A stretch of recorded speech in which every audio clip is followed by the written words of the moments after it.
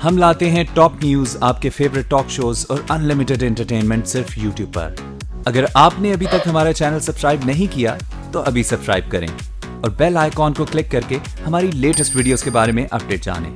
Subscribe कीजिए और हम आपको लिए चलेंगे आपकी फेवरेट वीडियो की तरफ। इस रिफ्रेशिंग सी सुबह का आगाज हो गया है। वीकेंड के बाद आज पहला वर्किंग डे है। उम्मीद है आपका वीकेंड बड़ा जबरदस्त गुजरा होगा और अब ये हफ्ता भी आपका बड़ा जबरदस्त ही गुजरेगा। आज के टॉपिक की तरफ आते हैं। हर एक काम जो होता है, हर एक प्रोफेशन जो होता है, उसके कुछ एथिक्स होते हैं। आज उन एथिक्स के बारे में भी हम बात करते हैं, चूंकि जो पिछला हफ्ता हमारा गुजरा है उसमें हमने देखा कि कुछ प्रोफेशंस के एथिक्स जो थे शायद वो डी वैल्यू होते नजर आए, कुछ प्रॉब्लम्स क्रिएट होती नजर आई। एक स्टोरी थी ज़ैनब कत्ल केस वाली, उसका मुलजिम तो पकड़ा गया और उसके बाद कुछ सहाफ़ियों की जानिब से, कुछ सीनियर एंकर्स की जानिब से हमने देखा कि कुछ इल्ज़ामात भी सामने आए। चूंकि उनको इल्ज़ामात ही कहा जा सकता है, अगर कोई चीज़ अदालत में साबित ना हो। सुप्रीम कोर्ट की जानिब से सुमोटो एक्शन तो लिए गए, एंकर पर्सनस को भी तलब किया गया, सीनियर सहाफ़ियों को भी बुलाया गया, लेकिन हमारे एक anchor person senior doctor Shahid Masood उस खबर के बारे में, उस स्टोरी के बारे में कोई भी चीज़ प्रूफ करने में नाकाम हो गए। अपने प्रोग्राम्स में उन्होंने बड़े बड़े इल्ज़ामात तो लगाए। तो यही है वो एथिक्स जिनके बारे में उनको भी बताया गया कि आप काम ज़रूर करें, इल्ज़ामात ज़रूर लगाएं, प्रोग्राम ज़रूर करें, लेकिन साथ ही साथ एथिक्स का भी ख्याल रखें। और अगर कोई इल्ज़ाम आपकी जानिब से लगाया जाता है तो उसका जो बारिश सबूत लाने का जिम्मेदारी होती है वो भी आपके ही ऊपर होती है। आपके ही ऊपर होती है। और इसकी मिसाल इस अच्छी ड्रेसिंग किए होते हैं, आपको पता है कि आप बहुत ज़्यादा स्टाइलिश लग रहे हैं, बहुत खूबसूरत लग रहे हैं, लेकिन जब आप ओवर ड्रेस हो जाते हैं तो डेफिनेटली आप बुरे लगना शुरू हो जाते हैं। तो बिल्कुल प्रोफेशनल होना बहुत ज़रूरी है, लेकिन ओवर प्रोफेशनल होना जो है वो कभी कभी बड़ा जो है मामला ख़राब कर देता है। तो जहाँ तक हम बात कर रहे हैं एथिक्स के हवाले से, तो वहाँ पर हर काम के हवाले से उसकी एथिक्स होती हैं, उसके कुछ मयार होते हैं, उसके कुछ प्रिंसिपल्स होते हैं। और जैसा कि अभी अरबाब बता रहे थे कि हमने देखा कि शाहिद मसूद के हवाले से जो भी तमाम मामलात सामने आए और जिस तरीके से तमाम लोगों ने जो है उनके हवाले से बात की कि जनाब अगर आपके पास सबूत है तो वो आप लेकर आए। तो हर प्रोफेशन के बारे में अगर बात की जाए तो हर प्रोफेशन के जो प्रिंसिपल्स होते हैं, जो मयार होते हैं, वो उसके उस काम के हवाले से होते हैं कि अगर आप कोई काम कर रहे हैं तो डेफिनेटली आपको उसकी बाउंड्रीज पता होनी चाहिए, आपको उसकी रेंज पता होनी चाहिए। क्योंकि अगर कोई भी एक शख्स इस तरह का काम करता है तो उसका असर जो है आपकी पूरी उस प्रोफेशनल कम्युनिटी के ऊपर पड़ता है। और अगर देखा जाए, बात की जाए जर्नलिज्म के हवाले से, प्रोफेशनलिज्म के हवाले से, तो जहाँ पर हम बात कर रहे हैं आज एथिक्स की, तो मेरे ख्याल में जर्नलिज्म में एथिक्स का बहुत बड़ा किरदार है। और ये वो किरदार है जो कि मुआशरे में एक तस्वीर पेश करता है। क्योंकि जो जर्नलिस्ट है, स्पेशली इन पाकिस्तान, लोग उनकी बात सुनते हैं, लोग उनकी बात समझते हैं और उनकी बातों का असर लेकर बड़े बड़े काम जो है वो सरअंजाम दिए जाते हैं। इवन गवर्नमेंट जो है उन्हीं के कामों पर एक्शन लेती है। लेकिन कितना अजीब लगता है कि जब आप इस तरह का बिहेव करें और कोई चीज़ आप खबर पब्लिश करें, खबर के बारे में आप बताएं और उसके बाद वो खबर झूठी निकले, आपकी खबर बाउंस हो जाए, तो मेरे ख्याल में आपकी जो क्रेडिबिलिटी है वो भी स्टेक पर लगी होती है। बहरहाल जो शाहिद मसूद साहब का मामला है वो अभी तक ज़ेरे इल्तवा है। देखना यह है कि नई JIT में वो क्या साबित करते हैं, क्या साबित नहीं करते। बींगा पाकिस्तानी, बींगा सहाफ़ी, मेरी तो यही दुआ है कि अल्लाह करे उनके पास वो तमाम सबूत मौजूद हों जिनका वो जिक्र कर रहे हैं। ठीक है, और अब बढ़ते हैं जरा आज की टॉप स्टोरीज की जानिब और देखते हैं कि आज की टॉप स्टोरीज क्या कह रही हैं। मैं अपनी जो खबर है, कल जितना उस पर कायम था मैं आज उससे भी ज्यादा कायम हूं।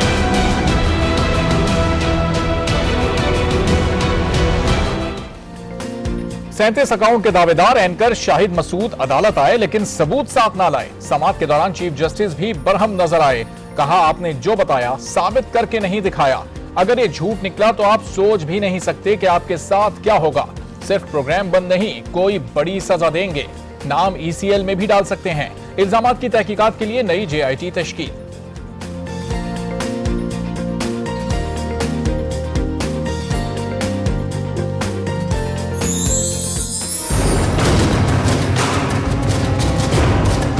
मज़ाहमत की जिसमें 5 दहशतगर्द मारे गए।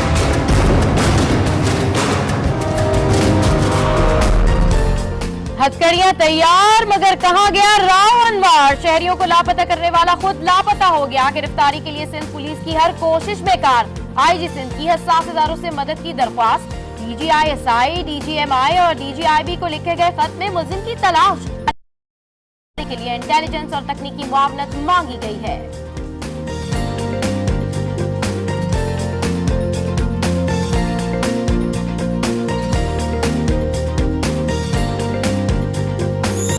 पाकिस्तान ने फिर एक दफा कि टीम पाकिस्तान कुछ भी कर सकती है। खैर, इस हवाले से मजीद भी बात करेंगे, लेकिन अभी जान लेते हैं कि आज अखबारात की शायद सुर्खियां क्या कह रही हैं।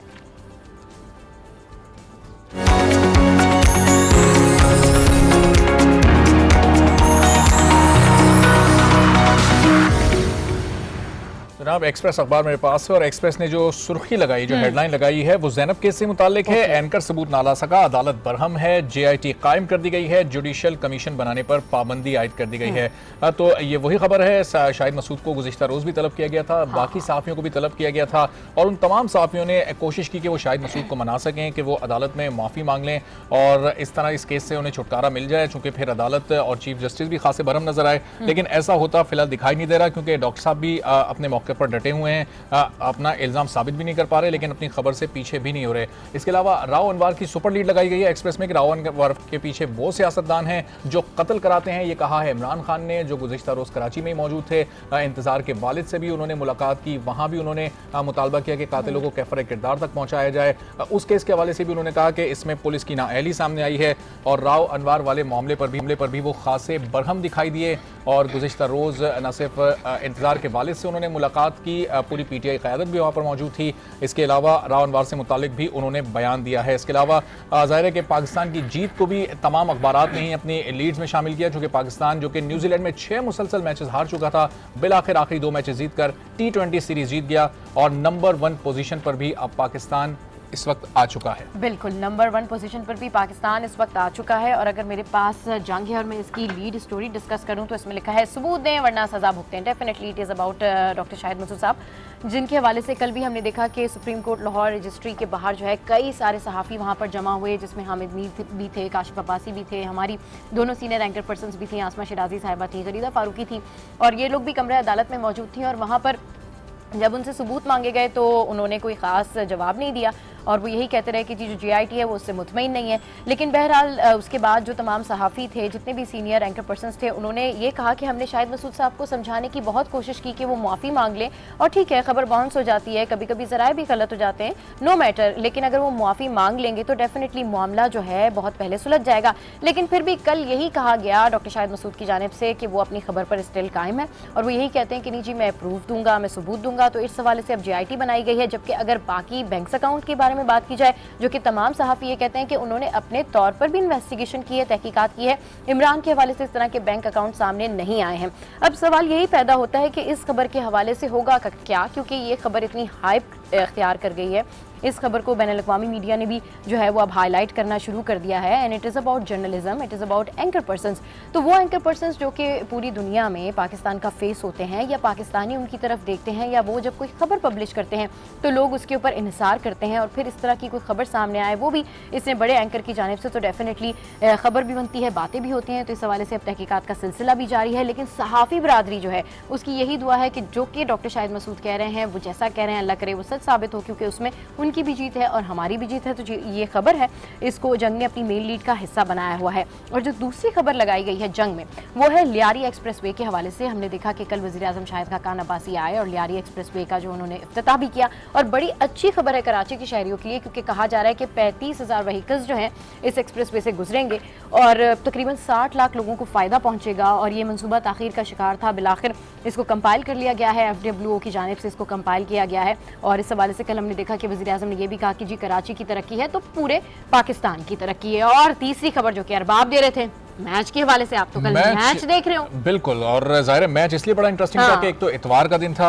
और फिर था T20 सीरीज का फाइनल। एक मैच न्यूजीलैंड जीत चुका था, एक मैच पाकिस्तान ने जीता था और बड़े शानदार अंदाज में कल भी पाकिस्तान ने परफॉर्मेंस दिखाई। अच्छा, क्या लग रहा था अरबाब आपको कि आज पाकिस्तान, मतलब हमारी जो टीम है वो वाकई में जो है वो जब तक सुनती नहीं है, जब तक बहस मुबाहिसे नहीं होते, जब तक उनके ऊपर जो है वो सख्तियां नहीं होती, जब तक वो जीत के नहीं आती। बिल्कुल, और एक और भी फैक्टर है, जब हमारी टीम से सीनियर्स आउट हो जाते हैं, यंग ब्लड को हम इन करते हैं, उस वक्त हमारी परफॉर्मेंस में एक नया बड़ा चेंज नजर आता है। आप देखेंगे इस बैटिंग लाइनअप में शोएब मलिक मौजूद नहीं थे, मोहम्मद हफीज मौजूद नहीं थे, हारिस सुहेल थे, सरफराज अहमद थे, अहमद शहजाद थे, फखर जमान थे, शादाब था। शादाब बड़ा अच्छा ऑलराउंडर और एक बड़ा अच्छा इस वक्त टीम में वो इन हुआ है और न सिर्फ बैटिंग में बल्कि बॉलिंग में वो बड़ी जबरदस्त परफॉर्मेंस दे रहा है। कल भी मार्टिन गप्टिल को शादाब ने उस मौके पर आउट किया जब गप्टिल बिल्कुल वेल सेट थे और पाकिस्तान का जो स्कोर था 182 वो बड़े अच्छे अंदाज में चेस करने के लिए बिल्कुल पिच पे सेट हो चुके थे।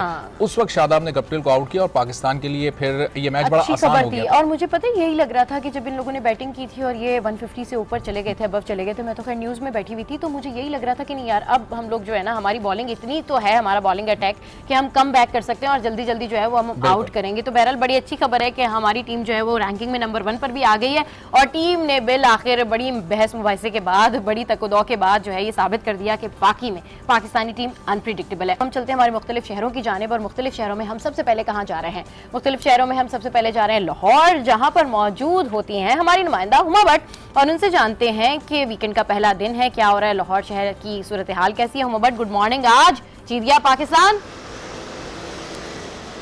बिल्कुल जीत गया पाकिस्तान, बहुत खुशी हुई। और लेकिन सुबह का आगाज हुआ धुंध के साथ और आजकल रोजाना सुबह का आगाज इसी तरह हो रहा है।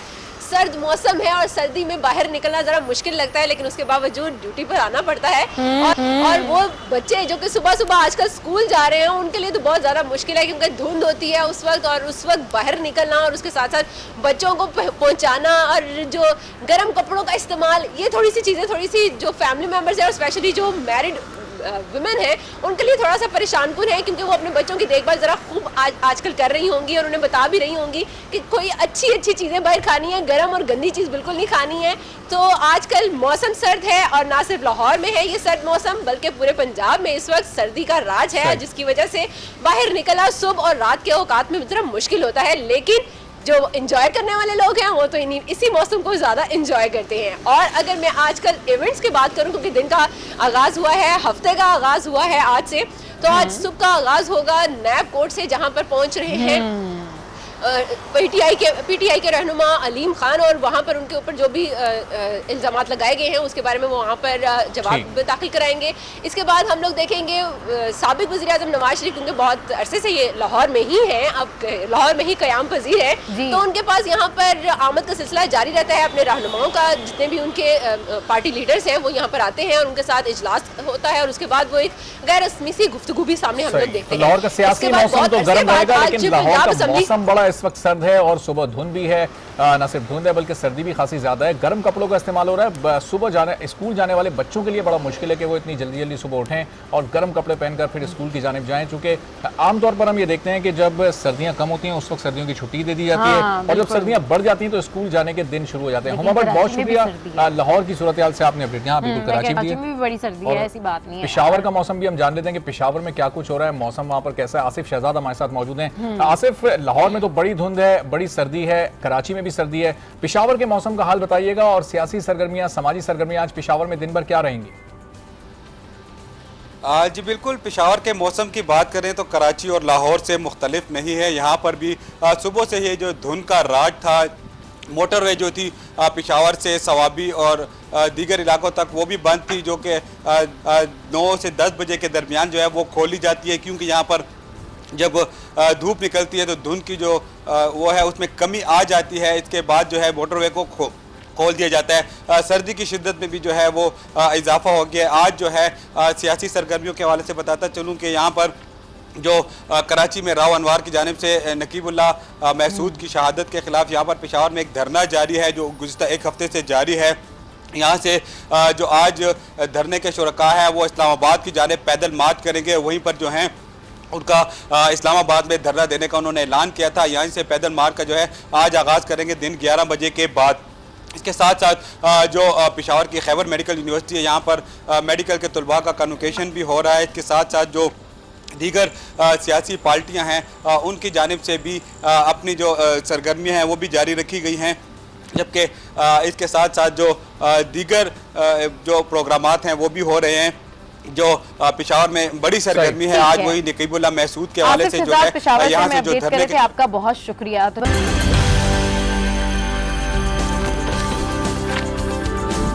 वेलकम बैक जनाब। तो ब्रेक से पहले हम बात कर रहे थे कि गुज़िश्ता रोज़ सुप्रीम कोर्ट में डॉक्टर शाहिद मसूद को बुलाया गया। उन्होंने एक खबर दी थी मुल्ज़िम इमरान से मुतालिक, जो ज़ैनब कत्ल केस का मुल्ज़िम है, और उन्होंने कहा था कि उसके 37 बैंक अकाउंट्स, बल्कि एक मौके पर तो उन्होंने कहा कि उसके कोई 40 के करीब बैंक अकाउंट्स हैं और ज़ाहिर अपनी खबर को साबित नहीं कर सके।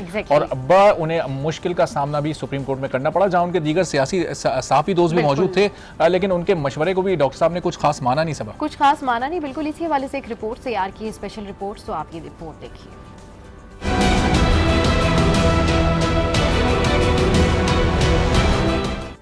जैनब कत्ल केस, सनसनीखेज दावे, सुप्रीम कोर्ट में हाजिरी लेकिन सबूत कोई नहीं। Chief justice Saqib Nisar anchor person Shahid Masood पर बरस पड़े। कातिल इमरान अली के 37 बैंक अकाउंट्स हैं। चीफ जस्टिस ने सबूत मांगे। एंकर पर्सन शाहिद मसूद की आए बाएं शाएं पर चीफ जस्टिस बरहम हो गए। कहा कातिल के बैंक अकाउंट्स का वजूद नहीं, आपको जाने नहीं देंगे, नाम ECL में डाला जाएगा, इल्जामात के सबूत दें। चीफ जस्टिस साकिब निसार ने शाहिद मसूद के इल्जामात की तहकीकात के लिए GIT बना दी। कमेटी मुल्जिम इमरान के बैंक अकाउंट्स के हवाले से तफ्तीश करेगी। तो जनाब नई JIT भी कायम हो गई। चीफ जस्टिस ने ये भी कहा कि आपका नाम ECL में भी डाला जा सकता है अगर आपकी खबर दुरुस्त साबित ना हुई, इन इल्जामात को आप साबित ना कर सके तो आपके साथ कुछ अच्छा नहीं होगा, क्योंकि मामला इतना सीधा नहीं। प्रोग्राम में बात करें, चीफ जस्टिस और सुप्रीम कोर्ट उस पे नोटिस भी ले और फिर वहां जाकर आप अपने इल्जामात को साबित न कर पाए। Senior anchor person Mansoor Ali Khan इस वक्त हमारे साथ मौजूद हैं इसी मामले पर बात करने के लिए। डॉक्टर शाहिद मसूद का एक बड़ा जबरदस्त इंटरव्यू भी मंसूर अली खान ने किया था। मंसूर साहब बहुत शुक्रिया प्रोग्राम के लिए, आपने वक्त निकाला। डॉक्टर साहब आपके साथ भी मौजूद थे, वहां भी हमने देखा कि जिस तरह अदालत में वो आए बाएं शाएं कर रहे थे, आपके प्रोग्राम में भी सूरत हाल वैसी थी और फिर आखिर में तो वो बिल्कुल ही बच निकल गए आपके तमाम सवालात से। बिल्कुल हो क्या रहा है ये मंसूर साहब? देखिए, मैं सबसे पहले तो दोबारा ये बात कह दूं कि डॉक्टर शाहिद मसूद साहब आज भी मैं कहूंगा मेरे सीनियर हैं और मैं उनकी बहुत रिस्पेक्ट करता हूं। और मैं ये समझता हूं कि कल सुप्रीम कोर्ट के अंदर जो कुछ भी हुआ है ये पाकिस्तानी मीडिया के लिए ओवरऑल हमारे लिए एक ब्लैक डे था, क्योंकि हमारे एक सीनियर कटहरे में खड़े हुए थे, उनसे बार बार सवाल किए जा रहे थे कि जनाब इसका जवाब दे, और उनके पास कोई जवाब नहीं था उसका। एक सिर्फ उन्होंने अकाउंट नंबर देना था, 8 या 10 फिगर्स थे, नंबर थे, अगर वो बता देते मेरे ख्याल में पूरी की पूरी कहानी जो है वो क्लियर हो जाती है। लेकिन अफसोस की बात है कि एक इतना सीनियर आदमी जो है वो उसका कोई जवाब नहीं दे सका। सिर्फ उनकी सुबकी नहीं हुई, ये पूरे पाकिस्तानी मीडिया की, जिसमें मैं भी शामिल हूँ, मेरे कॉलीग्स भी शामिल हैं, सबकी सुबकी हुई है, क्योंकि लोगों का एतमाद हम सबके ऊपर से कल उठ गया कि नहीं, ये हाल है पाकिस्तानी मीडिया का, ये लोग अपनी बात कर देते हैं लेकिन आगे से जवाब नहीं दे पाते। बिल्कुल, हम यही बात कर रहे थे मंसूर साहब के पूरा मीडिया ओवरऑल एक तरह के कियोस में मुब्तला है, एक तरह के जो है इस खबर ने जकड़ लिया है हम सबको, जहन से नहीं निकल रही है। अब इसके कॉन्सिक्वेंसेस क्या निकल सकते हैं? देखिए, इसके कॉन्सिक्वेंसेस सबसे इंपॉर्टेंट बात यह है कि हमें खुद अपनी एहतसाबी करनी पड़ेगी। हमें बहुत हो गया, कई साल गुजर गए, ये कोई अभी कोई नया मीडिया नहीं है जिसको 2-3 साल हुए हों, 15 साल से ऊपर हो चुका है तमाम चैनल्स को तकरीबन। आखिर 15 साल का जब एक लड़का हो जाता है तो तब जाके उसको तमीज नहीं सिखाई जाती, वो जब 4-5-6 साल का बच्चा होता है उसको तब तमीज सिखाई जाती है। हमारे इस लड़के को, इस मीडिया जिसका नाम है, उसको आज तक तमीज नहीं आई कि मैंने बात किस तरह करनी है, मैंने अपनी बात को पोर्ट्रे किस तरह करना है। और एक छोटी सी बच्ची जिसके साथ इतनी बड़ी ज्यादती हुई है, उसकी तस्वीर को इस्तेमाल करके, उस खबर को इस्तेमाल करके हमने अपनी रेटिंग को बढ़ाने के लिए क्या क्या नहीं किया, हम सबके लिए ये शर्मिंदगी का बायस है। तो मंसूर, अब जो बर्डन ऑफ ट्रुथ है वो तो ज़ाहिर है डॉक्टर शाहिद मसूद के ऊपर है, उन्हें अपने इल्जामात को साबित भी करना है। जो बाकी साहफी हैं, सीनियर साहफी हामिद मीर साहब, कामरान खान साहब और भी सब कल वहाँ पर मौजूद थे, सब ये मशवरा दे रहे हैं डॉक्टर साहब को कि आप माफ़ी मांगें ताकि ये मामला रफा दफा हो। तो फिर डॉक्टर साहब अपने मौके पर भी कायम है, अपनी बात को साबित भी नहीं कर पा रहे। हामिद मीर साहब और काशिफ अब्बासी साहब मेरे लिए बहुत बड़े पिलर्स ऑफ जर्नलिज्म है पाकिस्तान के अंदर, लेकिन मैं दोनों की बात से इख्तलाफ करता हूँ नहायत एहतराम के साथ कि डॉक्टर शाहिद मसूद साहब किसी माफी के तलबगार नहीं है, वो माफी डिजर्व नहीं करते। वो इसलिए डिजर्व नहीं करते क्योंकि अगर आज इनको मिसाल ना बनाया गया तो मेरे और आप जैसे जो जूनियर्स हैं हम भी इसी रास्ते पे चलना शुरू हो जाएंगे रेटिंग्स हासिल करने के लिए। हमें रोकने के लिए, हमारा रास्ता रोकने के लिए आज डॉक्टर शाहिद मसूद का रास्ता अगर आपने ना रोका तो पाकिस्तानी जर्नलिज्म अगले 15 साल भी ठीक नहीं हो सकेगी। बिल्कुल, अच्छा बिल्कुल ठीक कह रहे हैं आप, डेफिनेटली हम सब पर भी इस खबर का बड़ा प्रेशर है। अब ये बताएं मंसूर साहब के, क्योंकि अब उनको JIT, उनके लिए एक नई JIT बना दी गई है और कल बहुत सारे सीनियर सहाफ़ी भी कमरे अदालत में मौजूद थे जो कि दीगर मशवरे भी कर रहे थे, कुछ कह रहे थे कि माफी मांग ले, कुछ कह रहे थे अल्लाह करे उनके पास सबूत वाकई में मौजूद हो। अब होगा क्या अगर उनके पास सबूत नहीं होते हैं और इस तरह से ये मामला आगे बढ़ता है, मजीद कॉम्प्लिकेशंस होती हैं, तो आपको क्या लग रहा है किस तरीके से ये रैप होगा? मैंने कल चीफ जस्टिस साहब की जो रिमार्क्स मैंने सुने हैं, उन रिमार्क्स के अंदर तो बहुत शदीद गुस्सा मुझे नजर आया और जिस तरह उन्होंने तमाम एंकर्स को, सीनियर एंकर्स को बुलाया हुआ था, उसका मकसद ही ये था कि वो राय लेना चाहते थे कि इस मामले को हैंडल किस तरह करना है। इस तरह लग रहा था, मैं जाहिर बात है किसी के अंदर की दिल की बात तो प्रेडिक्ट नहीं कर सकता, लेकिन इस तरह लग रहा था कि चीफ जस्टिस को भी इस बात का पता था कि इनके पास कुछ नहीं है, इनके पास कोई बात नहीं है करने के लिए। इन्होंने हवा में एक शुरुआत छोड़ी है और पूरे पाकिस्तान को उसके पीछे लगा दिया कि जनाब इसके पीछे भागते रहे बैठ के। तो मेरे ख्याल में chief justice is not going to leave this alone, और उन्होंने कहा भी था कि एक जेल में रखिएगा कि अगर आपकी खबर सही ना हुई तो आपको निशान इबरत बनाया जाएगा। अच्छा, जो आपने खुद इंटरव्यू किया था डॉक्टर साहब का, 2 पार्ट्स में वो एयर भी हुआ, उसमें उनकी बॉडी लैंग्वेज आपको कैसी महसूस हुई? आपने क्या ऑब्जर्व किया उस खबर के हवाले से जो उन्होंने दी थी? कुछ उसमें डेप्थ थी या बस डॉक्टर साहब ने एक प्रोग्राम कर दिया, ऐसे ही हवा में बात छोड़ दी? डॉक्टर साहब से तकरीबन 40 से 45 दफा मैंने ये सवाल किया था, रिक्वेस्ट की थी कि मुझे सिर्फ एक अकाउंट नंबर दे दें, तो उस वक्त बार बार उसका एक ही जवाब उन्होंने दिया। उन्होंने कहा मैं आपको नहीं दूंगा, सुप्रीम कोर्ट में दे दूंगा। उसके बाद कल जब ये सुप्रीम कोर्ट में तशरीफ लेकर आए तो वहां भी इन्होंने जब नहीं दिया, तो मैं खुद दोस्तों पे गया और मैंने चीफ जस्टिस से ये रिक्वेस्ट की कि आप इनसे कहें अभी इसी वक्त कम से कम एक अकाउंट नंबर आपके हाथ में पकड़ा दें, हमें मत दें, जीआईटी को मत दें, किसी को मत दें, लेकिन आपके हाथ में कम से कम पकड़ा दें। डॉक्टर शाहिद मसूद साहब वो भी करने में नाकाम रहे। ठीक है। अच्छा मंसूर साहब, आपको कंफ्यूजन कहाँ लग रही है? क्योंकि पहले तो वो ये कह रहे थे कि जी ये खबर है, मैंने खबर दी है, मैंने कुछ अकाउंट्स बताए हैं, आप उसकी तहकीकात कर लें, इसमें क्या बुराई है। फिर उसके बाद उन्होंने अचानक कहा नहीं मेरे पास सबूत भी हैं, फिर मैं चीफ जस्टिस को दूंगा, फिर उन्होंने जाके चीफ जस्टिस को भी दे दिए, 2 नाम भी उन्होंने दे दिए। आपको क्या लगा कि खबर कंफ्यूजिंग हो गई, खबर कंफ्यूजिंग बनाई गई या हैंडल नहीं हो सकी खबर? एक्चुअली डॉक्टर शाहिद मसूद के हवाले से, क्योंकि मैंने इनके साथ 2 चैनलों में काम किया, इनकी छोटी सी एक आदत मैं आपको बता देता हूँ, ये गूगल बड़ा करते हैं। अच्छा। ये इंटरनेट पे बैठने का इनको बहुत शौक है। इन्होंने कहीं पे डार्क वेब और डीप वेब के हवाले से जो है ये कहीं पे कहानी पढ़ी, उनको पता लगा और ये एग्जिस्ट करती है, उसमें कोई हैरानी की बात नहीं है, ये करती है एग्जिस्ट। इन्होंने अपने जहन में ख्याली एक स्कीम बनाई कि ये लगता है इस तरह की जो कुछ हुआ है, और कसूर में क्योंकि पहले भी किस तरह के वाकयात हुए थे, तो ये वाकया भी शायद उसी के साथ कनेक्टेड है, लगता है इसी तरह ही है, और उसकी बुनियाद पे पूरी इन्होंने कहानी घड़ दी। इनको एक्सपेक्ट नहीं कर रहे थे कि सुप्रीम कोर्ट अगले दिन बुला लेगा। अब सुप्रीम कोर्ट ने चूंकि बुला लिया, अब उसका जवाब देना उनके लिए मुश्किल हो गया। जी जी, बहुत शुक्रिया। Senior anchor person Mansoor Ali Khan sahab मौजूद थे, और ओवरऑल जिस तरह हम सब एक सिचुएशन के अंदर मुब्तला हैं कि जी क्या होगा अब इस खबर के बाद, किस तरीके से अब इस खबर का जो है वो पैरामीटर्स तय किए जाएंगे, तो डेफिनेटली सभी परेशान है। बहुत शुक्रिया आपका। और अब जो है वो हम अपने एडिटोरियल के सेशंस की जानिब बढ़ेंगे, लेकिन उससे पहले गुड मॉर्निंग आज में यहाँ वक्त आई ब्रेक का, सो कहीं जाएगा मत, don't go anywhere, stay with us, keep watching good morning आज।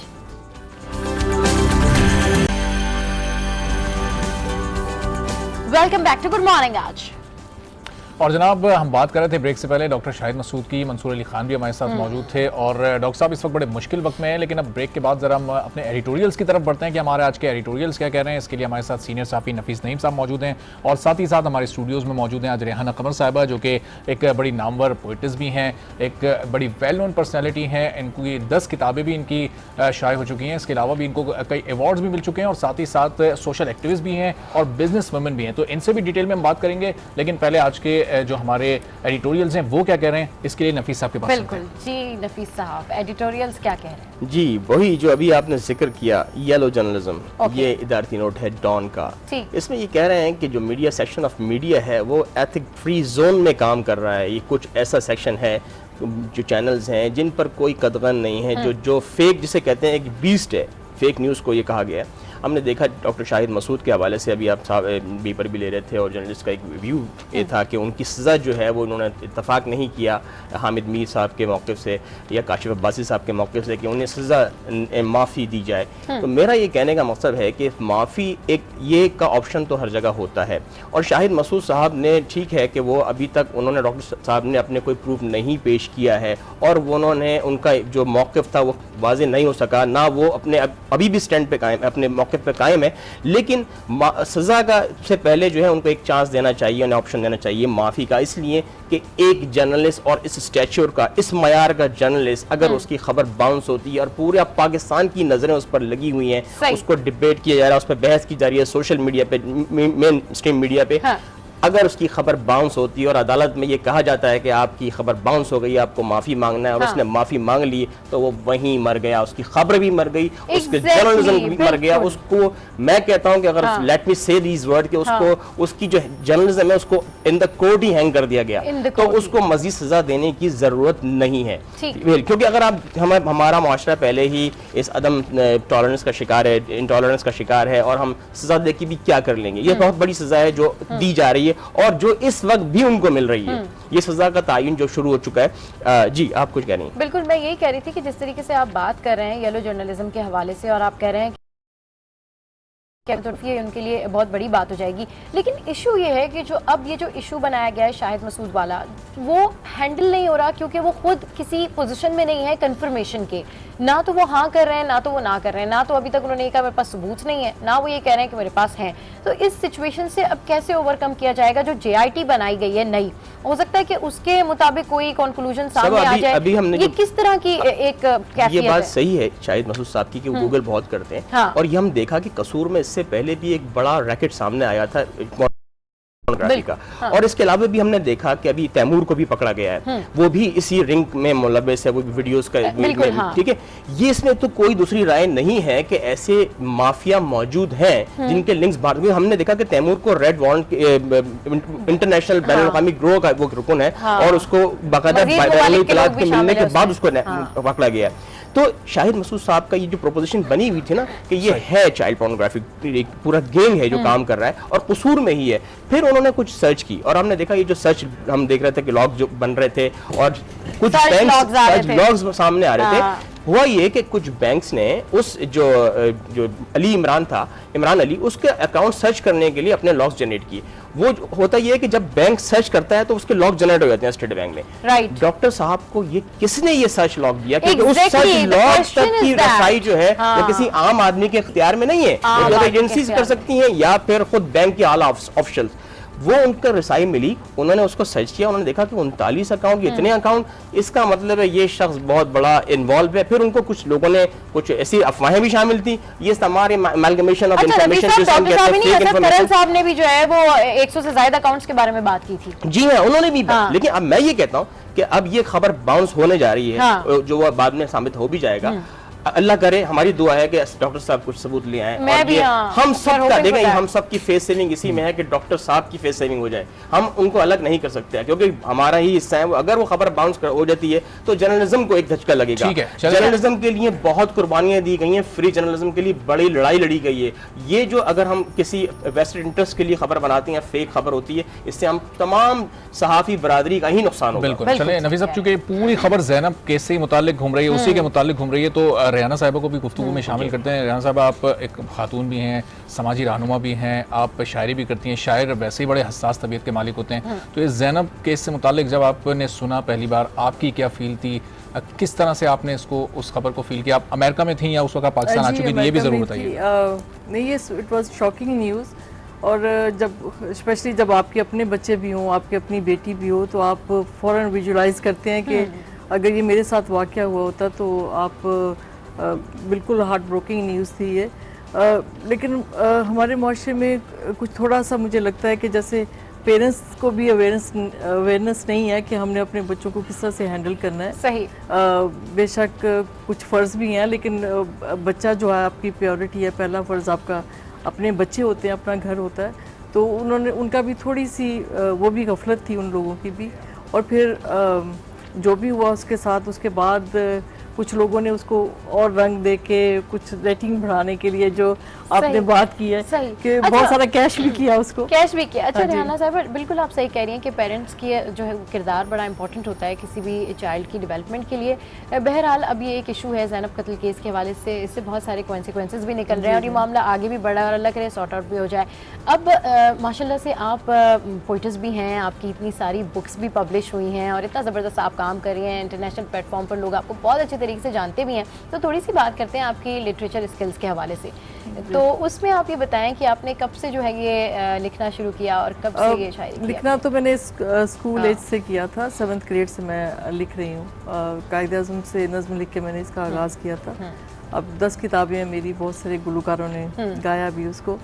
यहाँ तक कि इंडिया की एक मूवी में भी मेरे एक गज़ल को लिया गया, लेकिन मेरा नाम नहीं दिया गया। जैसा होता है। अच्छा रेहाना साहिबा, जहाँ लिटरेचर की बात हो रही है, लोगों को बहुत ज़्यादा अवेयरनेस मिलती है, वहीं ये जो मामला है जैसे कि हम ज़ैनब की बात कर रहे हैं, तो लिटरेचर के थ्रू किस तरह अवेयरनेस दी जा सकती है बच्चों को, पेरेंट्स को, फैमिलीज़ को?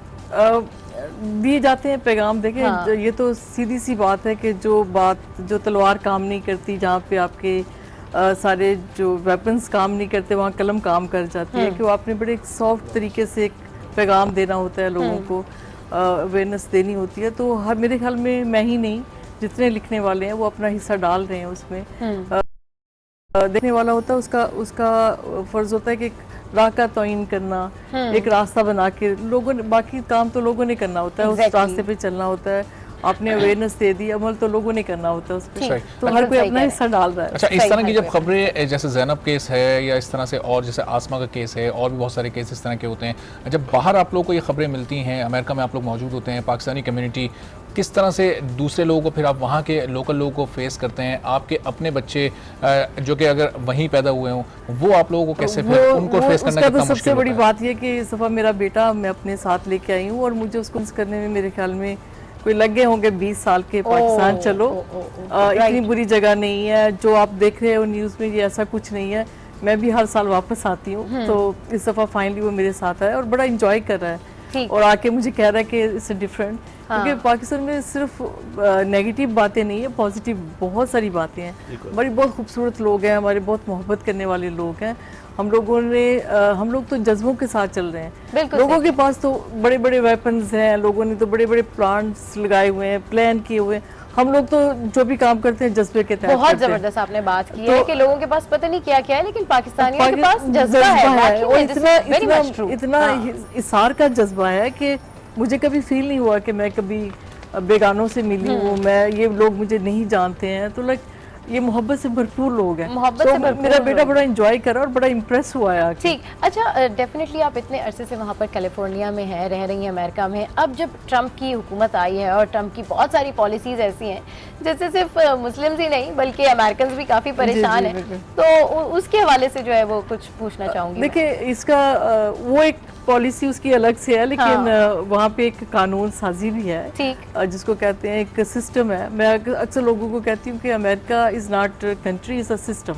ठीक, जो सिस्टम है उसमें इतनी जल्दी से तब्दीली नहीं आती, इतनी जल्दी से कोई कुछ नहीं कर सकता है। तो लोगों को बड़ा इत्मीनान से बैठना चाहिए कि ऐसी कोई बात नहीं है, दे कैन हैंडल देयरसेल्फ। चले जी, आपकी डिस्कशन को यहीं से कंटिन्यू करेंगे और मजीद आपका एक्सपीरियंस जो है वो शेयर करेंगे। नफीस नईम साहब हमारे साथ मौजूद थे। नफीस साहब, बहुत शुक्रिया, एडिटोरियल के लिए आप हमारे साथ मौजूद थे। गुड मॉर्निंग आज में यहाँ वक्त हुआ एक ब्रेक का, कहीं जाएगा मत, don't go anywhere, stay with us, keep watching good morning आज।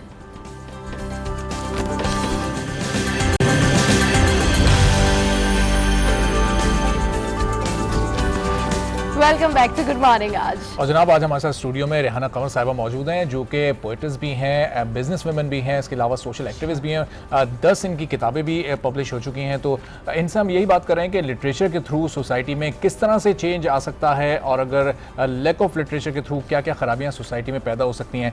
तो रेहाना साहिबा, ब्रेक से पहले भी हमने बात की थी कि लिटरेचर के थ्रू कैसे एक वाज़ेह और मौसर पैगाम दिया जा सकता है, किस तरह से एजुकेट किया जा सकता है लोगों को। जैसे हम ब्रेक से पहले ज़ैनब वाक़े की बात कर रहे थे कि इस तरह के वाक़यात की रोकथाम हो सके और गाइडेंस भी मिल सके, अवेयरनेस भी मिल सके, ना सिर्फ पेरेंट्स को बल्कि बच्चों को भी। जी बिल्कुल, इस तरह से जो राइटर होता है वो जाके ज़हनों को झंझोड़ता है, दिलों को झंझोड़ता है, एक बताता है कि अपनी फीलिंग्स, फिर लोग उस पर सोचने पे मजबूर होते हैं। जैसे एक मेरा शेर है कि मेरे कबीले को आदत है कारोकारी की, मैं उसके खौफ से दारुल उमा में रहती हूँ। अब देखें, ये इसमें एक पूरा पैगाम है कुछ लोगों के सोचने के लिए कि यार ये तो बड़ा जुल्म है। कुछ लोग सोचेंगे, कुछ उस पर बात करेंगे और पूरी आपकी इस सिनेरियो में एक बंदा भी चेंज हो गया तो आपका मकसद पूरा हो गया। तो ये बड़ा सॉफ्ट वे में, जैसे देखें जंग के दिनों में भी जो नगमे लिखे गए नूरजहां ने गाए, तो ये भी एक वही होता है ना, इनकरेज करते हैं आप, एक जज्बा देते हैं, एक जोश देते हैं लोगों को। तो अब राइटिंग तो ऐसी चीज़ है ना, बच्चों को सुलाने से लेके, बच्चों की तरबियत से लेके, आप जो नज़में लिखते हैं बच्चों की, उससे लेके हमारी जंग के दिनों में जो जज्बा देने के लिए वो हर जगह पे वो काम आता है। सही। ये तो एक पूरी फोर्स है ना जो आप इस्तेमाल करते हैं। लिटरेचर की, क्योंकि अगर मैं पाकिस्तान की बात करूं तो अब सोशल मीडिया के इस दौर में ना हम लिटरेचर से और बुक्स से बड़ा दूर होते जा रहे हैं। लाइब्रेरीज़ की बात की जाए तो वो खाली नज़र आती हैं। अगर आप किसी जगह पर बैठे हैं, अगर कोई शायरी का सीन है या फिर वहाँ पर बहुत सारे लोग हैं, तो वहाँ पर यूथ जो है वो वैसे तो बहुत आ रही होती है, लेकिन लिटरेचर पढ़ के उसको ज्यूम करना, उसका इम्प्लीमेंट करना बड़ी कम लोगों को समझ आती है। उसके लिए क्या किया जाए कि लोग अट्रैक्ट हों और हमारे विरसे की तरफ आए वापस? असल में टेक्नोलॉजी ने ना हमें बहुत दूर कर दिया इन चीज़ों से। टेक्नोलॉजी ने तो एक घर को हिस्सों में बांट दिया है ना। अब 4 लोग बैठे होते हैं तो अपने अपने टेक्स्ट मैसेज पे लगे होते हैं, कोई किसी से बात नहीं करता। असल चीज़ तो लहजा होता है ना, आप लहजे नहीं सुनने के आदी रहे। तो ये है, लेकिन बुक पढ़ने का रिवाज मेरे ख्याल में पाकिस्तान का थोड़ा सा मैं कहूँगी हाँ वाकई ये सच है। लेकिन मैं अगर मगरब की बात करूँ तो मैं सुबह उठ के जिम जाती हूँ। अच्छा। तो मैं देखती हूँ कि सब लोगों ने बुक्स खोली होती हैं, मैगजीन खोले होते हैं, ट्रेडमिल पे रखी हुई है वो। तो पढ़ने का जब आप किसी जगह पे जा रहे हैं, ट्रैवल कर रहे हैं, तो आपको एयरपोर्ट पे या किसी भी जगह पे आपको लोग पढ़ते हुए नजर आते हैं। हाँ, तो इसका मतलब ये हुआ कि ये टोटल ख़त्म नहीं हुआ और ना कभी ख़त्म हो सकता है, क्योंकि गूगल करना और इंटरनेट से बात पढ़ना और एक बुक पढ़ना उसमें बहुत फर्क है। बिल्कुल आपकी बात से मैं एग्री करूंगी। उसकी मिसाल ये आप देखें, न्यूज़पेपर हमारे सामने है। गूगल के इस दौर में जहाँ पर न्यूज़पेपर आपको ऑनलाइन भी मिलते हैं, वहाँ इस ताज़ा अखबार को पढ़ने का जो मज़ा है और उसको पढ़ के जो समझ आती है ना, वो वाकई में आपको नेट से पढ़ के आप को इतनी समझ नहीं आती है। बस ये थोड़ा सा पेरेंट्स को थोड़ी सी तवज्जो देनी पड़ेगी कि बुक्स जो बच्चों के हाथ में पकड़ाएं, ताकि वो देखिए जब आपको बुक को टच करने का एक मजा होता है ना, वर्क पलट बिल्कुल वो आप काम कर रहे हो। हाँ, वो एक बात ही कुछ और है। इसका भी एडिक्शन है इसकी। अमेरिका की जो आप सिचुएशन बता रही हैं वो ज़ाहिर है लिटरेचर के मामले में पाकिस्तान से बहुत बेहतर है। आप क्योंकि पाकिस्तान में रही है लेकिन अमेरिका में शायद ऐसा नहीं है। तो बिहेवियर चेंजेस भी आपने फील किए पाकिस्तान के लोगों में और अमेरिका के लोगों में? वहाँ पर चूंकि इस वक्त सोसाइटी पर लिटरेचर का गलबा है, लिटरेचर वहाँ पर ज़्यादा इंपॉर्टेंस रखता है, तो इम्पैक्ट भी उसका ज़्यादा होना चाहिए। जी, सूफीज़्म इतना आम है वहाँ पे, में डूबता है। मत भागें इसके पीछे। जो हमारा कल्चर है, बड़ा रिच कल्चर है। हम लोग एक दूसरे से जुड़े हुए, हमारी जो है ना रूट्स जुड़ी हुई, ये बड़ा प्यारा सा कल्चर है, इसको मत छोड़ें। मेरे ख्याल में जो बाहर लोग चले गए हैं वो जरा ज्यादा तवज्जो दे रहे हैं, वो सोचते हैं कि कहीं हमारा ये दामन हाथ से ना छूट जाए। अच्छा, बिल्कुल सही कह रही हैं आपकी इस बात से मैं एग्री करूंगी कि जो हमारे लोग हैं ना, वो अपने तौर तरीके छोड़ के, अपने तमाम हेरिटेज छोड़ के, अपनी तमाम चीज़ें छोड़ के जो है मगरिब की तरफ जा रहे हैं। लेकिन इतनी ज़बरदस्त बात आप कह रही हैं, अमेरिका में रहती हैं, पाकिस्तानी हैं आप, और आप कहती हैं कि सूरज मगरिब में डूबता है। अगर एटीट्यूड की बात की जाए तो अमेरिका में रहने वाले वो पाकिस्तानी जो कि कई वर्षों से अमेरिका में रह रहे हैं, उनका एटीट्यूड वहाँ जाके बड़ा चेंज हो जाता है, और जब वो यहाँ होते हैं तो बड़े चेंज बिहेवियर के साथ होते हैं। क्या वजह है? कोई सिस्टमाइज है चीज़ें? एटमॉस्फेयर की भी बात है। हाँ। खैर मैं तो बहुत यंग एज में यहाँ से गई हूँ, मेरी एजुकेशन वहीं की है, फिर बिजनेस में चली गई, तो मेरा थोड़ा सा क्योंकि हम लोग वहाँ पे बड़े स्ट्रेट फॉरवर्ड से हैं, सीधी सीधी बात करते हैं, हमारे पास कोई हिटन नहीं होती हैं चीज़ें ना। सही। तो यहाँ पे जो मैं रवैयों में अक्सर देखती हूँ, तो काश मैं इनको चेंज भी कर सकूँ ना। हम लोग सोचते रहते हैं, चैनल ओपन नहीं करते हैं कम्युनिकेशन का ना किसी के भी साथ, ताकि हम लोग किसी को बता सके कि मुझे तुम्हारी कौन सी बात बॉदर कर रही है, मुझे तुम्हारी कौन सी बात अच्छी लग रही है। कोई खूबसूरत लग रहा है, हम उसको ये नहीं कहते तुम खूबसूरत लग रहे हैं, अप्रिशिएशन नहीं रहे हम लोगों में। तो ये मगरब में मैं ज़्यादा देखती हूँ कि ये चीज़ें ज़्यादा अप्रिशिएट करना है, इनकरेज करना है, और जो दिल की बात है वो बैठ के कर लेना। टेबल टॉक का मैंने यहाँ पे रिवाज नहीं देखा। मैं अक्सर लोगों को बात कहती हूँ, मुझे ये लोग कहते हैं। अच्छा। लोग कौन कहते हैं? Did you have a cross questioning? मुझे कोई कहेगा कि फलां बंदा ऐसा, तो मैं कहती हूँ आपको किसने बताया? आप उनसे मिले, आप उनको कैसे जानते हैं? आपके 5 मिनट भी उस बंदे के साथ गुजरे हैं? हाँ। अगर नहीं तो आप बात कैसे करें? बिल्कुल आप जिससे मिले नहीं उसके बारे में आप राय कैसे कर सकते हैं? अच्छा, फिर ये होता है कि एक ऐसा ही वाक़या है कि किसी ने कहा मेरी बीवी ने ये कहा, और उसके बाद उन्होंने लड़ना शुरू कर दिया। कम ऑन यार, आप अपने बैठ के जो भी बात है किसी से पूछ तो ले ना। हम बहुत कम जो है वो बात की इंक्वायरी करते हैं। इसने बात की, हम लेके उड़े और 10 लोगों को बताया उस बात को, फिर हमने फाइनलाइज कर दिया। यही सच है। एक बात शुरू कहाँ से होती है और उसकी एंड जो होती है वो कंक्लूजन वो नहीं होती जिस तरह हम समझ रहे हैं। जी बिल्कुल, वो थोड़ा सा कभी बात की तह तक पहुँचना जो है ना, उसकी हम थोड़ी जहमत कर लें तो आधे मसाइल हमारे कम आधे मसाइल। अच्छा, कुछ देर पहले आपने जिक्र भी किया था कि आप अपने बेटे को भी यहाँ पर लेके आई हैं, और उसके जहन में पाकिस्तान का इमेज एक ऐसा था कि 20 साल आपको लगे उसको पाकिस्तान लाने के लिए, कन्विंस करने के लिए। तो ज़ाहिर शायद वही सोचता होगा जो पाकिस्तान के पिछले 15-20 साल में जो हालात गुजरे हैं, वो उसने उस इमेज ने बड़ा डैमेज किया होगा उसके जहन में पाकिस्तान के इमेज। थोड़ा सा माजरत के साथ के हमारे मीडिया ने बहुत डैमेज किया थोड़ा सा, क्योंकि हमारे पाकिस्तान में इतनी खूबसूरत चीज़ें, इतनी खूबसूरत जगह, इतने खूबसूरत लोग, मोहब्बत करने वाले लोग, हम ये चीज़ें बहुत कम दिखाते हैं। हम ये बहुत कम दिखाते हैं कि फ़लाँ जगह पे लोगों ने अपनी मदद आपके तहत हमने कितना बड़ा काम, ये अचीवमेंट कर लिया। अब जैसे मैं कुछ स्टूडेंट्स की हेल्प करती हूँ यहाँ पे, और मेरे साथ मैं ही नहीं, मेरे कुछ फ्रेंड्स ने भी हिस्सा डाला उसमें। अच्छा। मैंने सिर्फ उनको बताया कि मैं यार ये जो नहीं अपना खर्च उठा सकते तो मैं उनके लिए ऐसे ऐसे करती हूँ हेल्प।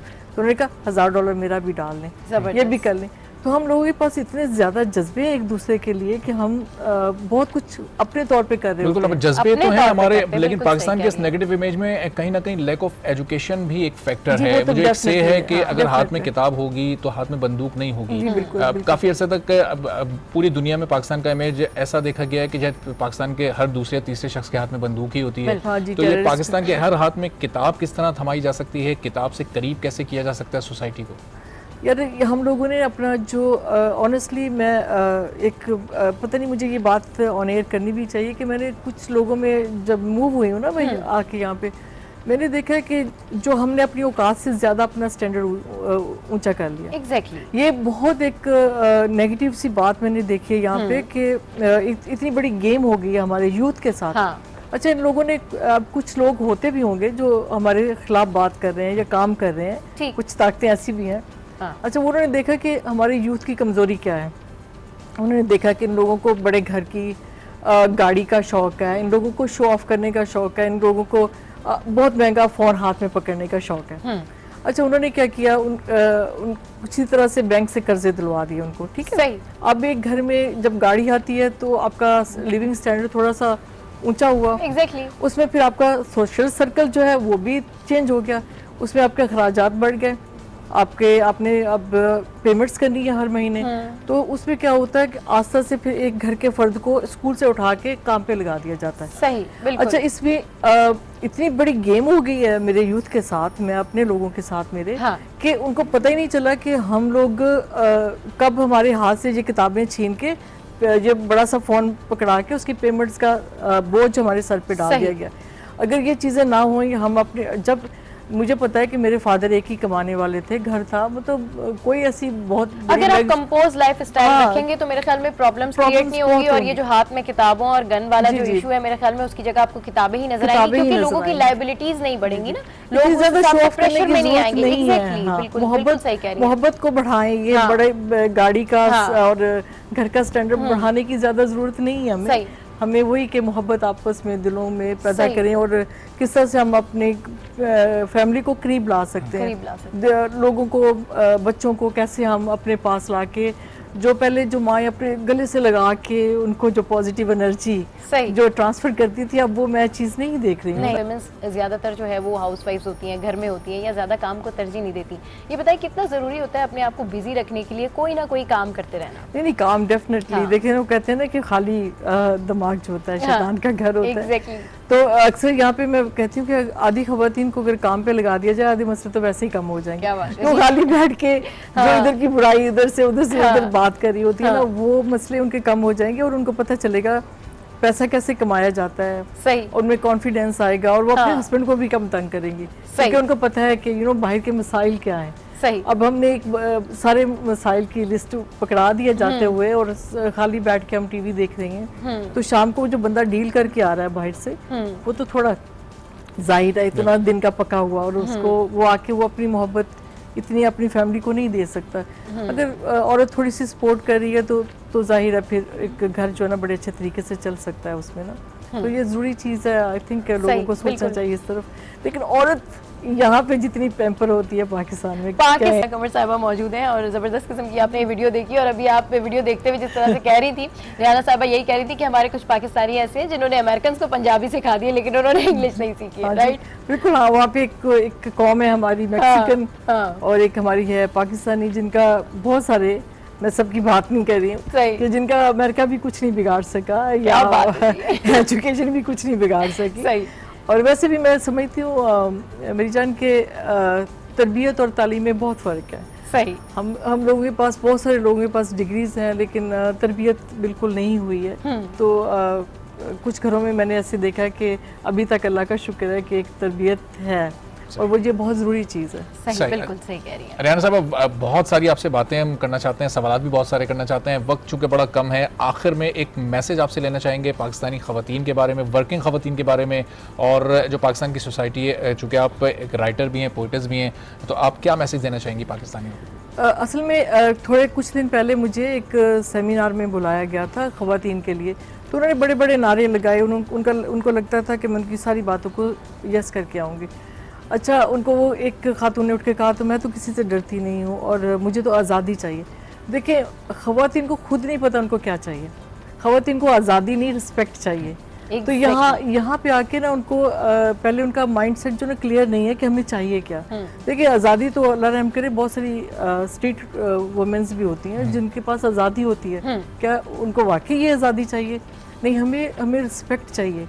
अच्छा, इसमें फिर वो बात आ जाती है कि मुझे आप कंजर्वेटिव कह लें, कि मैं कहती हूँ कि अगर थोड़ा सा दीन को भी साथ लेके चला जाए, हमारे इस्लाम ने हमें औरत को जो राइट्स दिए हैं, जो उसको बताया गया, अगर हम उसको साथ लेके चलते हैं ना, मेरे ख्याल में आधे मसले तो वही भी हल हो जाते हैं। बिल्कुल सही कह रही हैं आप। दीन के साथ दुनिया को भी जो है वो साथ रखना चाहिए। तो हमारे दीन ने हमें बहुत कुछ सिखाया है इसके बारे में कि हमारा कहाँ तक हमें आज़ादी, कहाँ तक रिस्पेक्ट और हमारे फ़राइज़ क्या हैं हमारे घर के अंदर।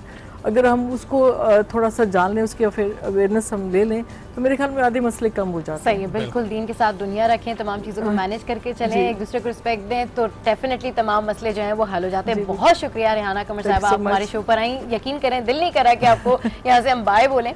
डेफिनेटली बहुत सारी बातें करनी है आपसे ऑफ कैमरा, हम बहुत और आपसे ये वादा भी लेंगे कि जब आप अगली बार पाकिस्तान आएंगे तो फिर हम आपको बुलाएंगे और फिर एक बार कॉम्प्लीमेंट देना चाहूँगी कि माशाल्लाह से मैं बहुत सारे चैनल्स में गई हूँ, मैंने इतनी कॉन्फिडेंट एंकर नहीं देखी, इतना अच्छा आपने तो जनाब रेहाना कमर साहिबा जो है वो हमारे साथ मौजूद थी और डेफिनेटली हम इनसे ऑफ कैमरा बहुत सारी बातें भी करने वाले हैं और मजीद इनके एक्सपीरियंस शेयर करेंगे। लेकिन गुड मॉर्निंग आज में यहाँ वक्त है एक ब्रेक का, सो कहीं जाएगा मत, don't go anywhere, stay with us, keep watching good morning आज।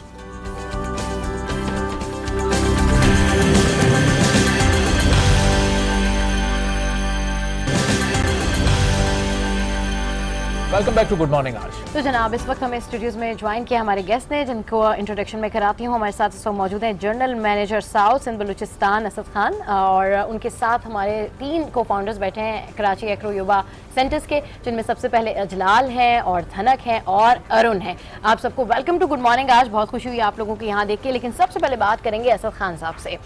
करीम की वैसे तो काफ़ी कैंपेन्स हैं जहाँ पर बड़ी ज़बरदस्त किस्म की राइड दे रही है, ऑन टाइम पहुँच जाती है, लोगों को बड़ी शिकायत का मौका नहीं दिया, लोगों ने अपनी गाड़ियाँ सेल आउट कर दी हैं करीम के चक्कर में। वहीं आपकी एक और कैंपेन भी आई है, चलो let's lose, what is that? So Careem जब फाउंड हुई थी, so Careem was founded with the purpose के हमने लोगों की लाइफ इंप्रूव करनी है, मिलियंस ऑफ जॉब्स क्रिएट करनी है। So I think it's just part of that कि चलो let's lose. So we're not talking about just losing weight. We're talking about losing whatever is weighing you down. Okay. So including fear and all things. Including fear. What if it's the weight that you want to lose? You can lose weight. And we have partnered with about 300 different organizations. उसमें gyms हैं, organic food shops हैं, and fantastic people like Acro Yoga. Okay. And this is one of the examples. You know, they're not teaching to lose weight. सही. So हम उसमें 20% discounts दे रहे हैं for Acro yoga, for all our partnerships. All our partnerships. So अगर आपने you want to find out more, हमारा Facebook page है, they can go and find out कहाँ से डिस्काउंट्स आ रहे हैं। अच्छा, 20% डिस्काउंट दे रहे हैं, उसमें आपका जिम है और क्या चीज़ है? So हमारे पास ऑर्गेनिक फूड शॉप्स हैं। Okay, organic food shops हैं। We have people like Acro Yoga, सही, जो I think they're one of the more innovative people.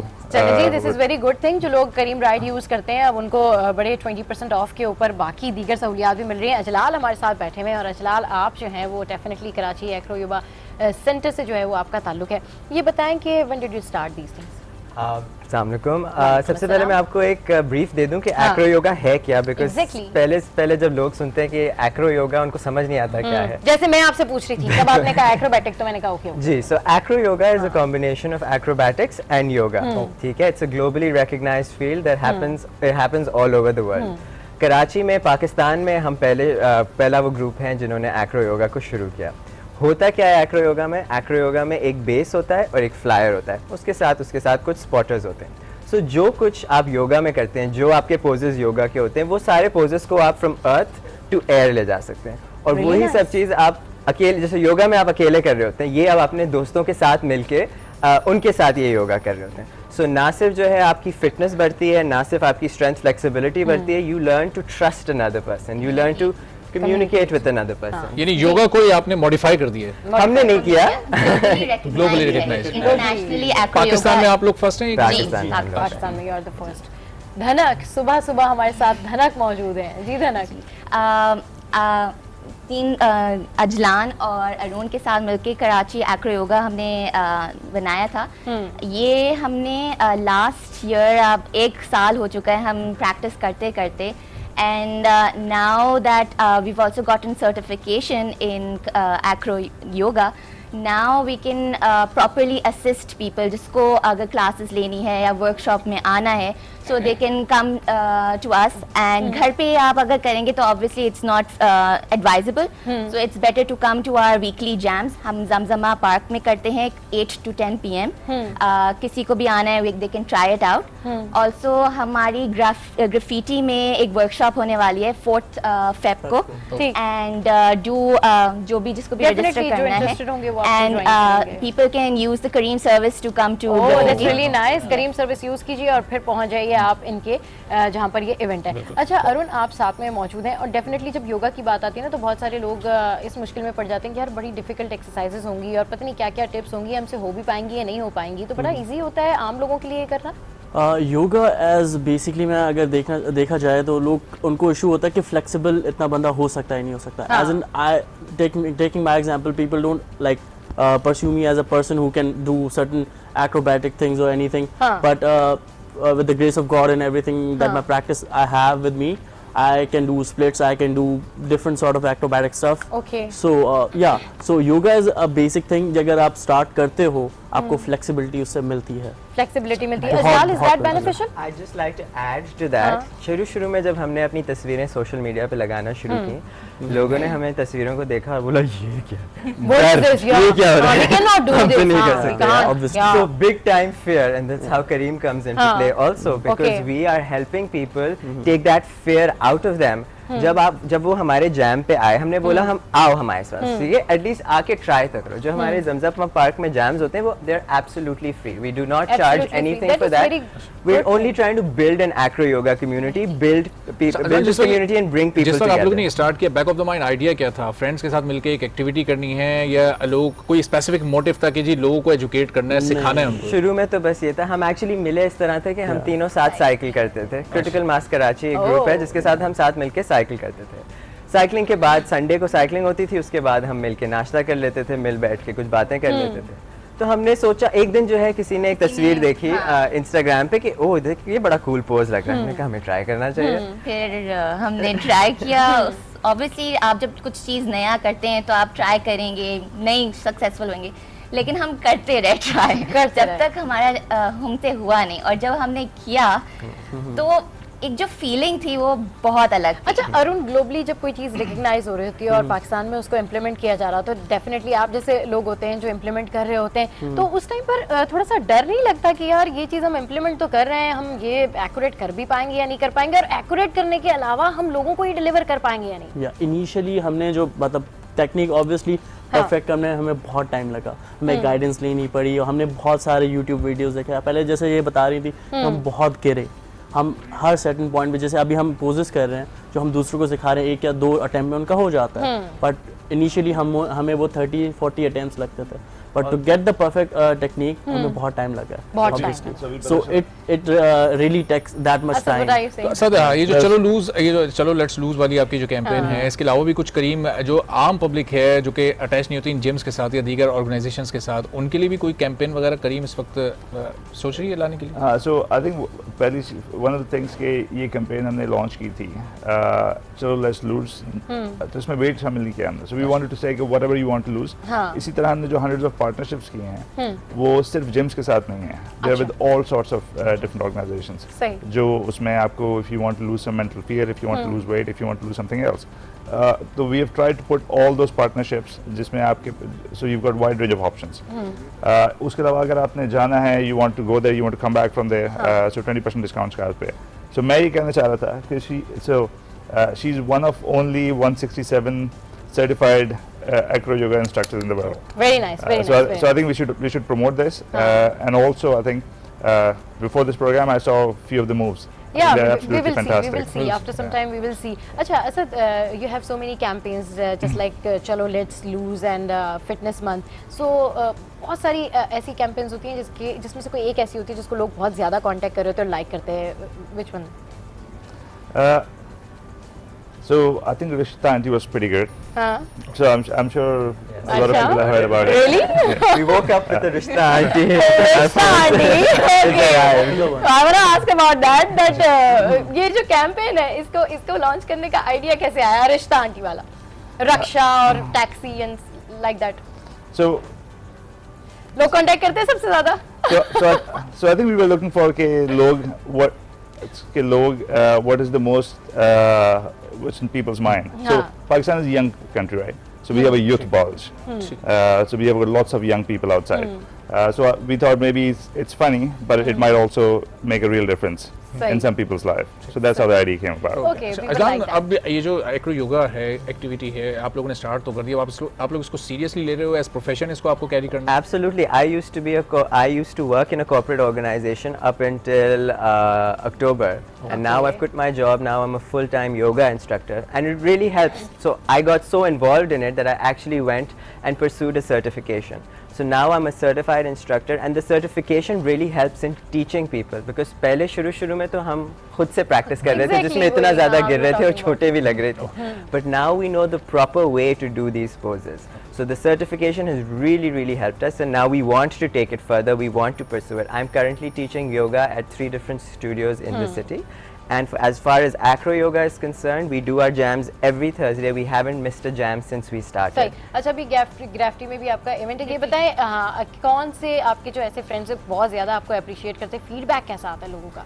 यार तुमने बड़ा ज़बरदस्त काम किया. काफ़ी अच्छा आता है. एंड काफ़ी लोग मुझे मैसेज करके भी बोलते हैं कि it's an inspiration, and they're like कि हम जो है सिर्फ सोच के करते हैं और तुम कर देती हो. एग्जैक्टली, ये बहुत कम लोग ब्लेस्ड होते हैं इस मामले में कि वो जो सोच रहे होते हैं अगला वो करके निकल जाता है. Exactly, you are right. But I also mostly अगर जिन लोगों को मिक्स्ड क्लासेस में भी मतलब होती है, तो for females I am also teaching at different studios. तो 2 स्टूडियोज फॉर्ज है एंड स्टूडियो एक्स है, तो whoever wants to join they can also come approach me as well. Right. So and use the Kareem service obviously. Use the Kareem service obviously. We have a Facebook page and an Instagram account by the name of Karachi Acro Yoga. So if you have any trouble finding us, just write in Karachi Acro Yoga and you should be able to contact us. सारी information जो है वहाँ पे है. अब जो jams हैं, workshops हैं, all the events that are coming up and they are like planned, they are already there. Okay. अच्छा अरुण, आप MMA फाइटर भी हैं, तो ये एक्रो योगा और MMA फाइटिंग का एक कॉम्बिनेशन किस तरह से मिलकर बनता है? क्या चीज़ प्रोड्यूस होती है? I've been in fitness kind of fighting industry and fitness industry for like almost 5 years. Okay. I've started with boxing, उसके बाद kickboxing, Brazilian jiu-jitsu. I've been in every single department, Muay Thai.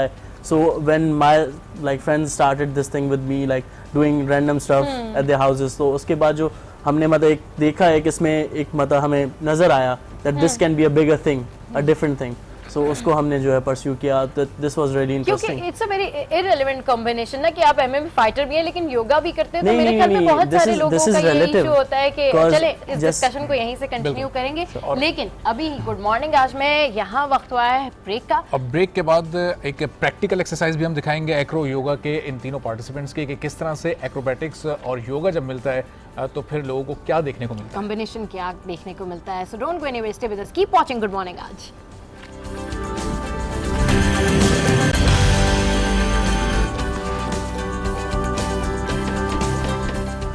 Welcome back to good morning आज. तो जनाब इस वक्त हमारे साथ में हमारे गेस्ट मौजूद हैं और इनसे हम एक्रोबैटिक योगा और एक्रो योगा के बारे में बात करें, तो हम चाहेंगे कि आप हमें परफॉर्म भी करके दिखाएं. ठीक है, अजलान तो और धनक आप लोग आ जाएं और हमें थोड़ा सा परफॉर्म करके बताएं कि एक्चुअली व्हाट इज दिस. मैं इसमें फ्लायर होंगी. तो पहले हम अजलान ने बताया था कि बेस होता है, फ्लायर होता है और स्पॉटर होता है, तो मैं अभी फ्लायर बनूंगी एंड अजलान बेस होंगे. Right, okay. अभी इसको जो है हम कहते हैं आर्म रेसल ग्रिप, और हम कैलिब्रेशन करेंगे ताकि हमें पता हो एक दूसरे का वेट. ओके.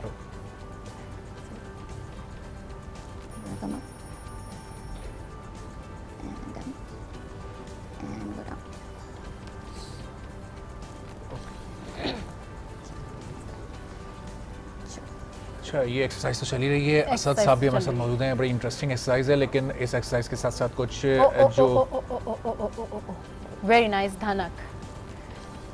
ओह ग्रेट ग्रेट ग्रेट। हाँ okay, starting with a well. Very nice. और डेफिनेटली इसमें इनका बात करना मुमकिन भी नहीं होगा। हाँ, नहीं, मैं बात कर सकती हूँ। अरे धनक कैन स्पीक आल्सो, वाओ यार। So, अभी हम एक डिफरेंट पोजेस कर रहे हैं। हाँ। called a, अच्छा, आप बताती भी जाएं कि ये इस वक्त ये वो एक्रो योगा जी ये एक्रो योगा का फ्लो है बेसिकली। अभी मैं वेल बॉक्स से थ्रोन की में आ रही हूँ। जब हम थ्रोन में आ गए। सब आपके लिए बड़ा इंटरेस्टिंग है ये, हमारे लिए तो बहुत ज्यादा इंटरेस्टिंग है। It's actually fantastic. And he's basically doing a push up basically with the throne pose. इसके बाद straddle throne। ओके। तो साथ साथ असद साहब ये भी बताते जाएं कि करीम की अब जो नई कुछ नया आप लोग लॉन्च करने जा रहे हैं, कोई नई कैंपेन्स जो कि जो कॉमन पीपल है उन लोगों के लिए जो हों, जो आम लोग जिससे फ़ायदा उठा सकें। सो आई थिंक हम चाह रहे थे पाकिस्तान में जो अफोर्ड कर सकता है, so we launch rickshaws, we launch bikes, ताकि हर प्राइस पॉइंट के ऊपर एक अफोर्डेबल रिलायबल ट्रांसपोर्ट प्रोवाइड कर सकें। इसलिए आजकल बाइक्स पे, रक्षे पे काफ़ी जोर है, कार्स के बाद। So we are trying to be more inclusive. सही। और जो दूसरे कॉम्पिटिटर्स हैं उनसे जरा कंपटीशन भी फिर टफ हो जाए मोर। So I think we are more invested in this. Right. So Kareem found कि Pakistani थे. The app was developed on Tariq Road. So it's a very Pakistani company. Although it's in 11 countries right now, over 90 cities, but it's a very Pakistani company. तो rickshaws और bikes आपकी कब तक फिर launch हो जाएंगी? So they are working right now. So they're quite big. So Raksha and bikes still they are still जबरदस्त जनाब। ये है अभी अरुण आ रहे हैं एज अ स्पॉटर। अब फ्लो के बाद इसका सेकंड स्टेप वो स्पॉटर होगा। स्पॉटर। सो अभी कोई डिफरेंट पोज कर रहे हैं। हम चाहेंगे थोड़ा सा धनक बताती भी जाएं अगर। अभी मैं कैंडल स्टिक में जा रही हूँ। इस वजह से हमने अरुण को बुलाया, थोड़ा सा ये एडवांस लेवल है। अच्छा। रेडी?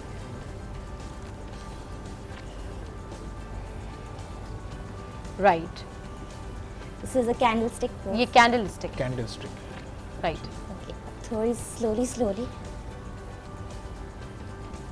Okay. चलें जी, very nice धनक and अजलाल and अरुण। अजलान और धनक ने बहुत ज़बरदस्त किस्म की जो है वो टिप्स बताई हैं एक्रो योगा की, and this was very I think helpful for the people who wanted to do this, right. Arun भी कुछ कोई एक करके बताती जाएंगे और हम लोग आपको ठीक है जी। अगर आपने नोटिस किया था, हम लोग एक दूसरे से बहुत बात कर रहे थे। ठीक। तो यूजुअली जब आप एक्सरसाइज कर रहे होते हैं, यूजुअली सब लोग नहीं बात कर रहे थे। वही मैं भी हैरान थी कि जी कैसे धनक बात कर रही है, क्योंकि वो फिर ब्रीदिंग प्रॉब्लम भी हो जाता है, फिर सांस लेने में भी प्रॉब्लम होता है। ब्रीदिंग तो हर एक्सरसाइज में एक्चुअली होती है। So this sounds more about। धनक इसको भी आप एक्सप्लेन अगर करती जाएं कि तो ये कार्टव्हील करके इन्होंने एक स्ट्रैडल बैट के फॉर्म में आए हैं। ठीक। तो अगर आप देखें बिल्कुल पॉइंटेड टोज हैं यहाँ पे, तो इससे अलाइनमेंट आपकी सही रहती है। ठीक। और अब ये जा रहे हैं एक ओके क्या कर रहे थे?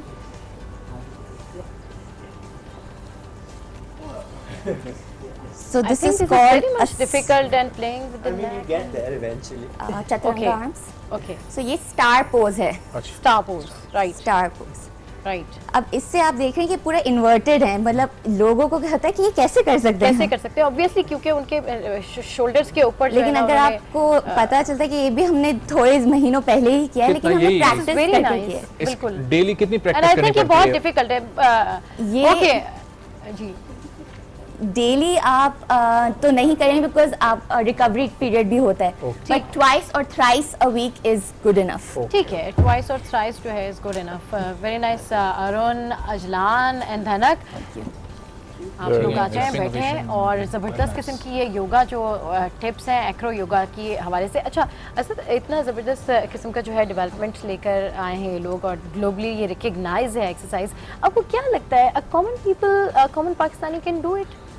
So I think for us, looking at what they were performing, I think it sounds like it's more about mental strength than physical strength. Actually mental strength आपकी एक्चुअली बेहतर होती है इसी चीज से। सही। एंड कॉमन पाकिस्तानी में कॉमन पाकिस्तानी है सभी। नहीं, वो लोग जो योगा नहीं करते, एक्सरसाइज नहीं करते। मैं योगा नहीं करते थे। हम पहले started doing yoga after this because we found this so much fun। हमने कहा हम इसको और ज्यादा pursue करना है। And what other way to pursue it than to actually pursue it? What attracts you towards yoga and acro yoga? Like flexibility, force से जो पहले मैं बता रहा था आपको MMA और उसमें योगा का क्या एफर्ट है। तो जो आप फटीग वगैरह होता है एक्सरसाइजेस से, फाइटिंग से, जो आपका मतलब मेंटल लेवल आपका जो मतलब एक हो जाता है एग्रेसिव, उसको काम करने के लिए yoga is the best thing. Yoga is the best. एक न्यू कमर के लिए कितना टाइम लगेगा इतना एक्सपर्ट होने के लिए इन प्रैक्टिसेस को? Everybody is different, right? Some people are more flexible, some people are not so flexible. But what I can't say कि इतने अरसे से मैं आप ये कर लेंगे, but what I can say कि अगर आप regularly एक चीज़ को करते रहेंगे, you will definitely see a difference in your body. You will definitely see an improvement in your flexibility, strength and your balance. सही, ठीक है। अच्छा असद, आपसे कुछ बात करते हैं। जहाँ पर आप इतनी सारी कैंपेन्स लेकर आ रहे हैं, लोगों के लिए इतनी ज़बरदस्त किस्म की चीज़ें लेकर आ रहे हैं, वहाँ कुछ नए और कुछ फ्यूचर पाइपलाइंस, कुछ प्लान्स हैं कि मज़ीद किस तरीके से जो है वो और इसको इन्हांस करेंगे अपनी कैंपेन को? So right now I think करीम के साथ कोई 250,000 लोगों की एम्प्लॉयमेंट है across the region. So हमारा पाकिस्तान में एम ये है कि by 2020 we should be able to create million employments in Pakistan. उसमें I think जो हमारा सबसे बड़ा एम है वो ये है कि we want to be the biggest mover of people and things in this region. So करीम की I think one of the unique points of Kareem is पूरे region की is the only unicorn out of this region right now. Unicorn means companies जिनकी valuation $1 billion plus हो जाती है। सही। और Kareem operate करती है in the most volatile region. So आपके पूरे मिडिल ईस्ट में पाकिस्तान के अंदर। For your campaigns and for your future plans. So thank you very much for all you coming here. और हमारे बहुत ज़बरदस्त गेस्ट जो है वो हमारे साथ यहाँ पर मौजूद थे और करीम की कैंपेन्स के हवाले से भी हमने आपको बताया, एक्रो योगा के हवाले से भी हमने आपको बताया। डेफिनेटली आज का शो आप तमाम लोगों को बहुत पसंद आया होगा और इसका फीडबैक आप हमारी सोशल साइट्स पर भी दे सकते हैं। तो ऐसे ही हंसते रहिए, मुस्कुराते रहिए और देखना मत भूलिए। Keep watching. गुड मॉर्निंग आज।